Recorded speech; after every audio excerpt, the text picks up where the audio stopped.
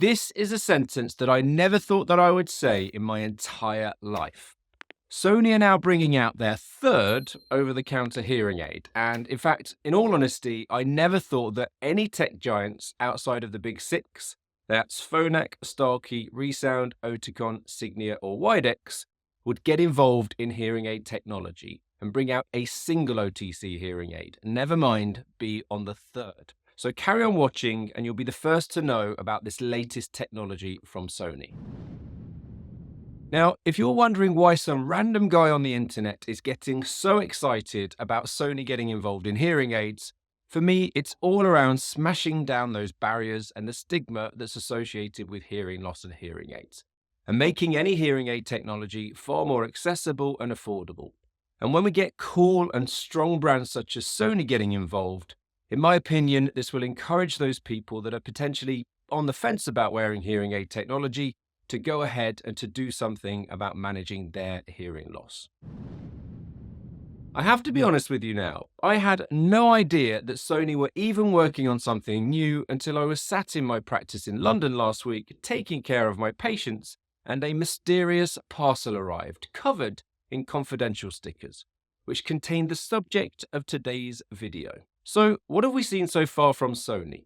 You may remember that back in October 2022, Sony were the first off the block to enter the world of over-the-counter hearing aids with these two market-leading releases. Firstly, the CRE-C10, which is their discrete in-the-ear OTC hearing aid. And then the CRE-E10, which is their feature-loaded, Bluetooth-compatible, rechargeable, dual microphone over-the-counter hearing aid. Up until the FDA ruling in 2022, if you were interested in having a traditional set of hearing aids fitted in the US, you would need to head over to your local audiology clinic for a hearing assessment. And then, with your results, they would recommend the most appropriate type of hearing aid for you from one of the big six that I mentioned earlier. Now, there's absolutely nothing wrong with this process whatsoever, and it works very well. In fact, it works globally very well.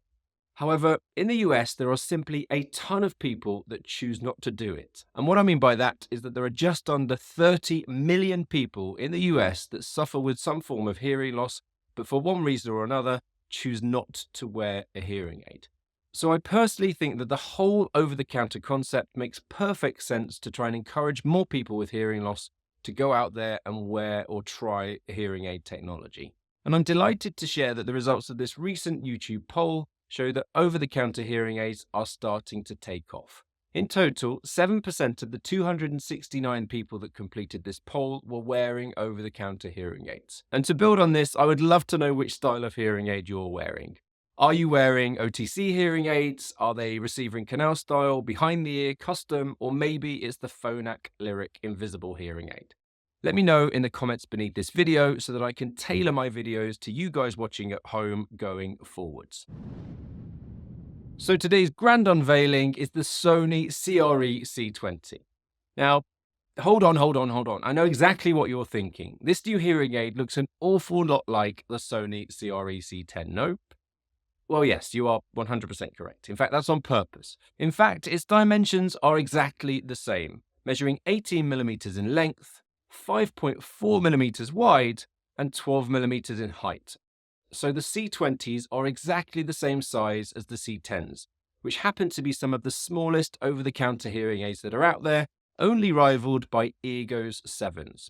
Yet, until today's announcement, the Eargo 7s had a unique selling point over and above all completely in canal-sized over-the-counter hearing aids: rechargeability. Personally, I think that this was in fact a natural progression from Sony CRE-C10, as their traditional hearing aid counterpart, the Signia Silk IX, which was released at the tail end of 2023, went through exactly the same transition. So my question to you is, why is this worth getting excited about? Well, first of all, it's just awesome. I mean, there's clearly not a strong argument, but could you imagine having to replace the batteries on your Apple Airpods every 3 to 5 days like you have to with the Sony CRE-C10s? Absolutely not.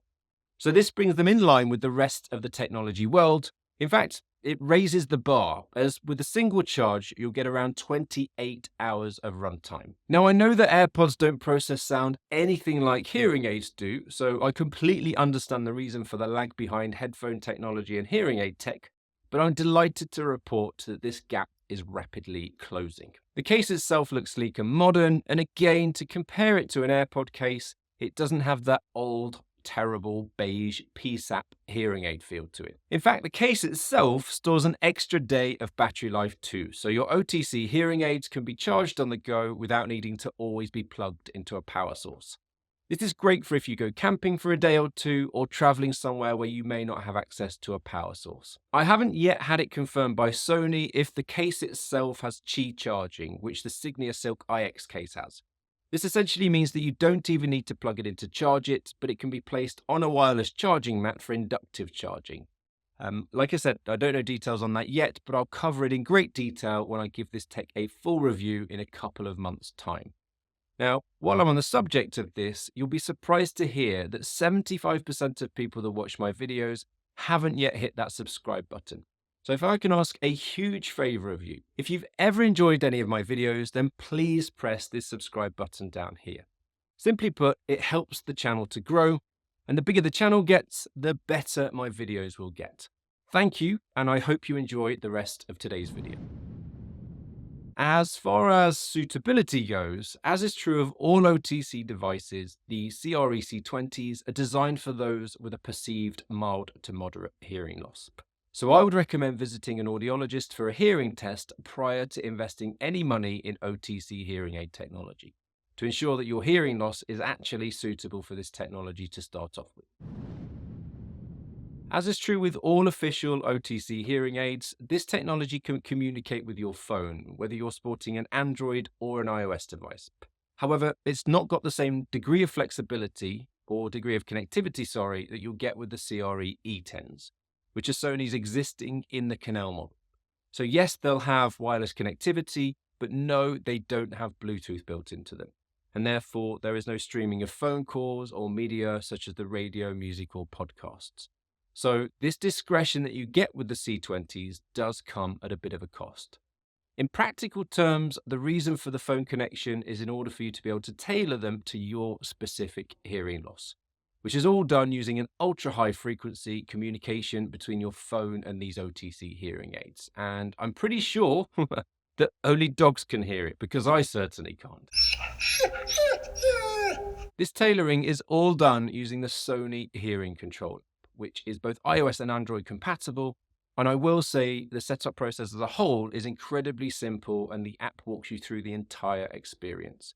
And I have an entire video covering this process, which I'll link in the description to today's video up here. I found that this process can take anything from around 5 to 10 minutes, so it's a pretty quick process, and it's definitely worth taking your time over for the most accurate results. After you're done, the algorithm then determines the best predetermined settings for you based on thousands of similar hearing losses. As with the CRE-C10s, Sony allow for some degree of flexibility with the app, giving you the ability to increase and decrease the volume, plus you can boost the bass or treble. Other than that, the adjustments are pretty limited compared to those that can be made with a traditional set of hearing aids. At the time of writing this video, I have been provided with very little information about the sound quality of these devices, which I do find a little bit weird, and you need to help me out here, Sony, as I would have thought that this would be the main thing that you would talk about with hearing aids. Nonetheless, the only info that I have is that they've introduced a new setting, or a new feature, called Auto Sound Analyzer, which is designed to prioritize speech clarity whilst maintaining awareness of surrounding noises.